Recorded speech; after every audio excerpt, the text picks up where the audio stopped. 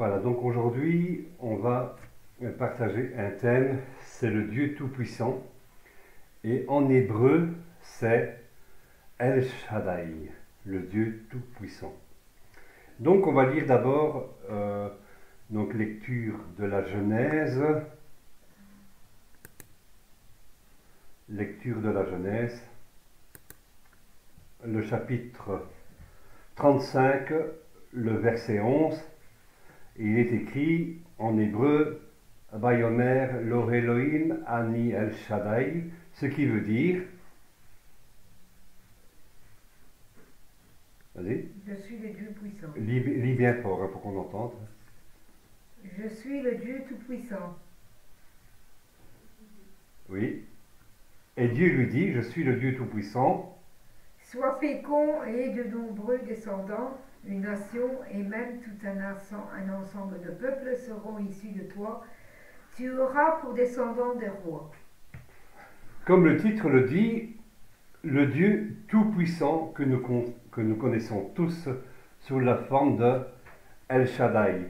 Elle, que veut dire elle? Elle, eh bien, elle se réfère à un bélier, selon la traduction en hébreu, à un gouverneur. Elle est aussi un raccourci, hein. Elle est un raccourci, hein. Donc on voit ici, donc est un raccourci d'A, Y, I, L, donc, mais ça donne sa consonance L quand même, hein, on l'entend L, qui signifie un grand arbre, mais mieux encore, L signifie un pilier, un pilier. Avant que vous prononcez la suite, après elle, donc c'est Shaddai, mais avant que l'on prononce la suite, hein, donc après elle, eh bien, on réalise qui gouverne et même encore qui est au milieu de nos louanges quand nous exclamons El Shaddai. On devrait être saisi de crainte, rien que déjà à peine que nous prononcions le mot elle, on devrait être saisi de crainte hein, lorsque nous entendons le mot elle avant Shaddai. Et donc, Dieu siège au milieu de nos louanges et adorations. Psaume chapitre 22, verset 14. Elle nous indique que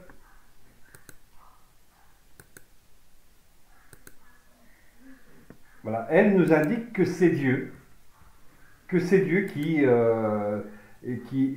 dirige. Mais il dirige quoi en fait? Et ça, nous le verrons un peu plus loin. Donc, mais avant, nous allons regarder le verset 29 dans le chapitre 31 de la Genèse. Hein, de la Genèse. Donc, Genèse 31, 29. Où il est écrit « Je pourrais vous faire du mal. » Je pourrais vous faire du mal. Donc, et pour une meilleure traduction, nous le lisons vers une version plus proche de ce que dit l'hébreu. Donc, Yesh Leel Yadi, qui veut dire il y a au pouvoir de ma main. Donc, en rouge, elle, eh bien, signifiant Dieu, est synonyme de pouvoir, de force, mais aussi de domination.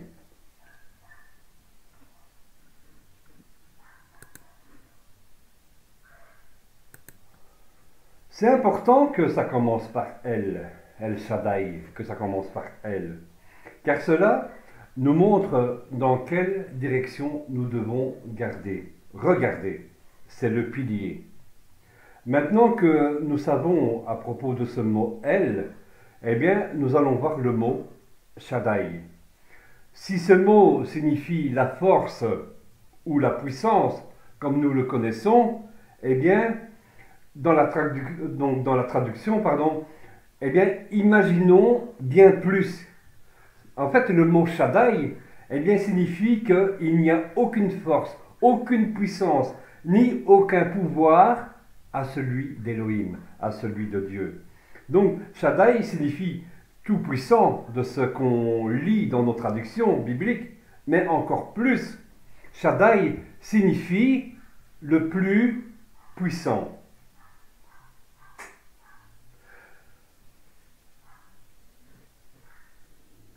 Donc, l'origine du mot Shaddai, l'origine du mot Shaddai vient de Shaddad, qui signifie traiter avec violence, dépouiller, dévaster, assaillir, faire l'assaut. Mais encore, Shaddai nous conduit à une autre origine très importante. C'est le mot Shida Besharot, donc qui signifie des chanteurs et des chanteurs, dont les textes masorétiques l'ont changé par Sharim Besharot. Et il n'y a pas d'explication pourquoi les textes maçonniques l'ont changé. Le Strong 7705 traduit donc Shida par des femmes dans l'Ecclésiaste chapitre 2 verset 8, mais aussi comprenez-en le sens de ce que signifie Shida. Shida, en fait, dans la traduction, eh bien, donne une définition de concubine, d'épouse, harem. Et c'est peut-être une explication. Vous voyez, chanteur, chanteuse. Donc c'est peut-être une explication à l'épouse, chanteuse, hein, qui chante vers qui? Qui chante vers l'époux. Et donc cela, nous le verrons un peu plus bas. Nous avons certes dans le nom El Shaddai une notion de force, d'une extrême puissance, sans égal, mais aussi de louange. Imaginez. La louange ou les sons des trompettes ou le chauffard, hein, le chauffard, le son des trompettes dans la bataille qui renverse les murs de Jéricho, nous le voyons dans Josué chapitre 6, ils ont tourné pendant 7 jours autour des murailles de Jéricho, ils ont soufflé du corps des trompettes sur l'instruction de l'Éternel, et le 7e jour, les chantres, les lévites soufflent encore du corps, et donc le peuple, l'armée qui se trouvait derrière, à ce moment-là, ils ont poussé un cri, et que s'est-il passé? Les murs de Jéricho se sont renversés au son de la trompette. Hein. Amen. Il y a de la puissance dans la louange, il y a de la puissance dans les prières, il y a de la puissance dans l'adoration. Amen. Donc, nous avons certes dans le nom El Shaddai une notion de force, hein, d'accord? Donc, traiter avec violence, dépouiller, dévaster, assaillir, voyez? Faire l'assaut. C'est justement de cela dont je veux vous parler quand vous invoquez l'Éternel, Elohim. Il y a un passage donc remarquable dans 2 Chroniques chapitre 20, les Moabites et les Ammonites et les habitants des monts de Séhir, les Maonites, vont se mettre en marche contre le peuple d'Israël pour leur faire la guerre, donc au roi de Juda qui s'appelle Josaphat. Ils sont en nombre, ils sont en supériorité numérique, et Josaphat prend peur, et que va-t-il faire? Il décide de consulter l'Éternel. Il décide de consulter Dieu avant de se lancer dans la bataille. C'est ce que nous devrions faire, hein, donc quand le danger, ou même que des moments de conflit nous guettent, nous allons consulter l'Éternel. Seigneur, je suis un peu dépassé là. Que devrais-je faire? Mais comment nous devons être frères, Roger? Hein, amen. Je sais qu'on a tout décompris pour le Seigneur, mais il faut montrer vraiment une image terrible ici. Déjà. Oui. Déjà, l'image, le retour du Seigneur, ça va être un bruit sourd du ciel, comme les chauffards. Ah oui, exactement. Et il y a tout, il va y avoir vraiment tout du ciel. Le Seigneur, qui va venir vraiment dévaster tout ici. Hein. Je vois vraiment, déjà, on va être prévenus par ça, on va tous lever. Il y en a qui vont être enlevés déjà. Hein. Mais pour les personnes qui vont rester sur Terre, ils vont voir déjà un bruit sourd qui va venir, parce qu'il va y avoir un terrible. Puis tu vas voir descendre du ciel. Mhm. Donc le Seigneur dit d'être prêt. À chaque jugement, On a tous des moments difficiles dans la vie, mais ayons toujours les regards posés sur Dieu. mhm, Et soyons au moins fidèles pour Dieu, parce que Dieu est fidèle envers nous. Donc nous autres, nous devons être fidèles envers lui. Parce que ce jour du retour, faut être prêt. Il peut revenir demain ou après-demain, on ne sait pas. ouais.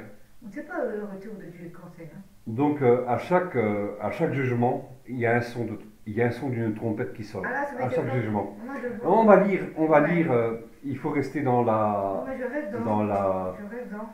On va lire donc cette histoire de Josaphat. Hein, donc quand il prend peur parce que donc ils sont quasi à 3 contre 1. Donc il y a les Moabites et les Ammonites et les Maonites, hein, donc les habitants du monde, donc des monts de Séhir qui sont prêts à attaquer Israël. Josaphat prend peur et donc au lieu de foncer dans la bataille aveuglément, que va-t-il faire? Il va consulter l'Éternel Ouais, voilà. et c'est ce que nous devons faire Mais voilà. quand des dangers ou des moments de conflit nous guettent. Hein. Donc on va lire Josaphat, hein, donc c'est 2 Chroniques, le chapitre 20 tout d'abord. Et donc pour ceux qui ont une Bible, laissez un signet donc, dans cette page. Hein. Donc chapitre 20, 2 Chroniques, chapitre 20. Et on va lire tout d'abord les versets 5 à 12. Et l'important, même dans le moment de bataille, il faut consulter les dieux. Il ne faut pas foncer tête baissée. Alors voilà, Voilà, bon, je vais commencer. il est écrit, Josaphat se tint debout avec l'assemblée des gens de Juda et de Jérusalem dans le temple de l'Éternel, en face du nouveau parvis. Il pria ainsi l'Éternel, Dieu de nos ancêtres. N'es-tu pas Dieu, habitant dans le ciel? Et n'est-ce pas toi qui domines sur tout le royaume des nations? Tu disposes de force et de puissance. Nul ne peut te résister. N'est-ce pas toi, notre Dieu, qui a chassé les anciens habitants de ce pays pour faire place à ton peuple d'Israël, et qui a donné ce peuple pour toujours aux descendants d'Abraham, ton ami qui t'aimait? Ils s'y sont établis, ils y ont construit un sanctuaire en ton honneur. Puis ils ont dit, si un malheur s'abat sur nous, une guerre, un châtiment, une épidémie ou la famine, nous viendrons nous tenir devant ce temple, devant toi. Puisque ta présence est établie dans ce sanctuaire, et du fond de notre détresse, nous implorerons ton secours. Alors tu écouteras et tu sauveras. Eh bien, maintenant voici que les Ammonites, les Moabites et les habitants des monts de Séhir viennent nous attaquer. Quand Israël venait d'Égypte, tu ne lui as pas permis de traverser le pays de ces gens-là, et il a fait un détour. Il ne les a pas détruits, et voilà comment il nous récompense. Ils viennent nous chasser de la propriété que tu nous as attribuée. Notre Dieu, n'exercerais-tu pas tes jugements sur eux? Car nous sommes impuissants pour résister à cette immense armée qui vient nous attaquer, et nous ne savons que faire, mais nous tournons nos regards vers toi. le Seigneur déclare devant tous ceux qui se tenaient debout, hommes, femmes Oui. et enfants, et au roi Josaphat, que nous allons lire au verset 17. C'est mieux de le lire dans la parole de Dieu. Oui. Donc, chapitre 20, là, toujours, les versets 15 à 17. Ne craignez rien et ne vous laissez pas effrayer devant cette immense armée, car cette guerre n'est pas votre affaire, c'est celle de Dieu. Demain matin, marchez contre eux et ils vont gravir la montée de la fleur. Vous les rencontrerez au bout du défilé à l'entrée du désert de Yérouël. Vous n'aurez même pas à combattre. Contentez-vous de prendre position et de vous tenir là. Vous verrez l'Éternel, vous accordez la délivrance. Gens de Juda et de Jérusalem, ne craignez rien et ne vous laissez pas effrayer. Demain, marchez à leur rencontre et l'Éternel sera avec vous. Ils n'auront pas à combattre. Ouais. Et comment cette armée, donc ces trois armées seront-elles anéanties? Ouais. Eh bien, nous le lisons dans le verset 21. Quand tu peux lire, Loulou? Ils s'étaient concertés avec le peuple. Ils s'étaient concertés avec le peuple et avaient placé en tête de l'armée des musiciens. Tu vois? Ils s'étaient concertés avec le peuple et y avaient placé en tête de l'armée des musiciens pour louer l'Éternel et la majesté de sa sainte personne. Ils se mirent en route devant les soldats, en armes, en chantant « Louez l'Éternel car son amour dure à toujours. »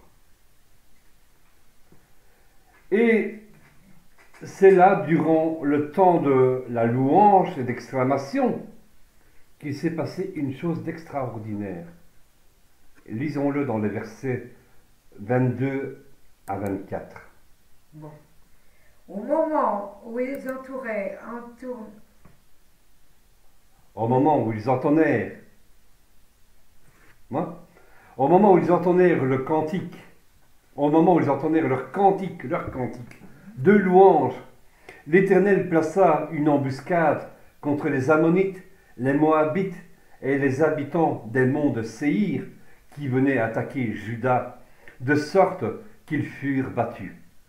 Les Ammonites et les Moabites se dressèrent contre les habitants des monts de Séhir et les exterminèrent. Quand ils en eurent terminé avec eux, ils se jetèrent les uns contre les uns sur les autres, jusqu'à s'anéantir. Lorsque les Judéens parvinrent au promontoire d'où l'on apercevait le désert, ils regardèrent du côté de leur ennemi, et ils ne virent que des cadavres jonchant le sol. Il n'y avait aucun rescapé. Dieu mène l'assaut. Dieu mène l'assaut sur nos ennemis, sur la puissance des ténèbres qui se dressent contre nous et nous menacent. Dieu mène l'assaut. Dieu Tout-Puissant El Shaddai, que nous connaissons tous. Quand nous l'exclamons dans nos prières, dans nos louanges, il se passe des choses extraordinaires. Quand nous exclamons dans nos louanges El Shaddai, cela peut sembler nous faire du bien, mais il suffit d'écouter dans notre cœur pour comprendre que Dieu nous dit de lui faire confiance dans la bataille. Ce n'est pas nous qui combattons, c'est lui qui combat dans la bataille, c'est lui qui combat, il nous aide dans nos épreuves, il est au-devant de nous. Donc, soyez attentifs au chapitre 15 d'Apocalypse. Il est très beau à lire. Il y a de la louange, les fondations du temple, le sanctuaire de Dieu tremblent. Il y a de la fumée qui envahit la demeure de Dieu. La louange éclate. On entend même les fidèles chanter le cantique de Moïse et le cantique de l'agneau. C'est le cantique de la délivrance, nous dit le psaume, donc nous dit Apocalypse chapitre 15, c'est le cantique de la délivrance, mais aussi, plus que cela, de jugement pour l'humanité à ce moment. Cela signifie, donc ce cantique, donc au moment où les fidèles entament ce cantique, eh bien, cela signifie en fait qu'il y a le passage de notre vie terrestre où nous étions esclaves, ce que préfigurait la sortie du pays d'Égypte, l'esclavage, et la traversée du désert, signifiant le temps où nous étions éprouvés. Nous sommes éprouvés dans ce monde, nous sommes éprouvés, nous sommes tentés. Donc c'est le monde de la tentation. Et puis, le Seigneur nous aide, le serviteur de l'Éternel nous conduit vers la délivrance, vers le paradis promis, mais surtout la vie éternelle. C'est le passage, donc, ce passage, c'est vraiment le passage de notre vie terrestre jusqu'à notre vie céleste. Et alors que faisait-il? Donc dans Il Apocalypse, chantait, chapitre 15, verset 3. bon, il chantait, Seigneur Dieu Tout-Puissant, tout ce que tu as fait est grand et admirable. Amen. C'est le chant de l'épouse. C'est le chant de l'Église fidèle qui a vaincu, comme nous le montre le verset 2 dans Apocalypse chapitre 15. C'est le chant de l'épouse, l'Église fidèle qui a vaincu la bête. Et que se passe-t-il à ce moment? Au moment où ce cantique résonne, au ce moment où les fondations tremblent tellement que la louange éclate dans les cieux, que se passe-t-il? Que se passe-t-il à ce moment? Nous allons le voir dans le verset 5 à 8. Après cela, je vis s'ouvrir dans le ciel le temple, qui abritait le tabernacle du témoignage. Les 7 anges porteurs de 7 fléaux sortirent du temple. Ils étaient vêtus d'une tunique d'un lin pur, éclatant, et leur taille était serrée par une ceinture d'or. L'un des 4 êtres vivants remit aux 7 anges 7 coupes d'or remplies de la colère du Dieu, qui vit éternellement. Alors la gloire et la puissance de Dieu remplit le temple de fumée, en sorte que personne ne put y pénétrer, tant que le 7 fléaux déclenché par les 7 anges ne s'était pas accompli. Donc, pendant le moment de cette louange, il se passe quelque chose dans les cieux. Dieu exerce ses jugements. Il libère les anges chargés des coupes de sa colère. Comprenez-vous ce que vous exclamez quand vous entendez El Shaddai, vous appelez à la puissance de Dieu sur nos ténèbres, sur vos ténèbres, sur vos combats. Plus qu'un chant qui nous berce, eh bien, le message parle de force, parle de puissance, une puissance sans égale. Il y a de la puissance qui s'exerce contre les ténèbres et vous libère très probablement de certains dangers que l'adversaire dresse devant vous. Quand vous faites des louanges et quand vous proclamez El Shaddai. L'histoire du roi Josaphat nous fait réfléchir. Nous devons avoir confiance en Dieu dans nos batailles. La louange que nous lui procurons nous dit au final, le Seigneur nous dit, sois en paix, ce n'est pas toi qui combats, c'est moi qui combats pour toi. Louez l'Éternel, louez l'Éternel, louez El Shaddai. À méditer. Amen. Amen. Amen. Merci Seigneur pour ce moment, Seigneur, de partage. Que tout soit, Seigneur, accompli, Seigneur. Et vraiment que nous méditons, Seigneur, ce que nous venons de partager ensemble. Parce que tu étais présent, Seigneur. Et chaque jour, tu nous parles, Seigneur. Tu nous montres combien on a à combattre, Seigneur, qu'on n'est pas seul et que tu es là à nos côtés. Et avant, Seigneur, d'attaquer, Seigneur, on doit te consulter, Seigneur. Pas aller toujours dans la tête, à tête baissée, Seigneur, vers nos ennemis, Seigneur. Mais apprendre, Seigneur, À compter sur toi. et à compter sur toi et écouter ce que tu dis, Seigneur. Parce que avec les expériences que nous avons déjà vécues, Seigneur, quand on ne consulte pas, Seigneur, les choses arrivent mal, Seigneur, sur nous, Seigneur. Alors, Seigneur, vraiment, apprenons, Seigneur, à écouter ta parole, Seigneur, et entendre ta voix, Seigneur, avant, Seigneur, de faire quoi que ce soit, Seigneur. Je proclame bien frère, bien fort, apprenons à écouter, Seigneur, et entendre ta voix, avant, Seigneur, de forcer tête baissée, Seigneur. Comme on dit, Seigneur, apprenons vraiment à écouter ta voix, Seigneur. Et merci pour ta fidélité, Seigneur, parce que tu demeures toujours à côté de nous, Seigneur. Tu es fidèle, Seigneur, tu es un roi des rois. Magnifique, Seigneur. Merci pour tout ce que tu fais, merci pour tout ce que tu feras encore, Seigneur. Amen. Amen. Amen. Voilà, on se retrouvera pour un prochain message, Dieu voulant. Amen. Shalom, shalom, soyez bénis et reméditez ce passage. Donc le cours, donc cette exhortation sera aussi disponible en fichier PDF, donc à lire, donc en texte, sur notre site web, letabernacle.be, dans la section à méditer. Shalom, shalom, soyez bénis.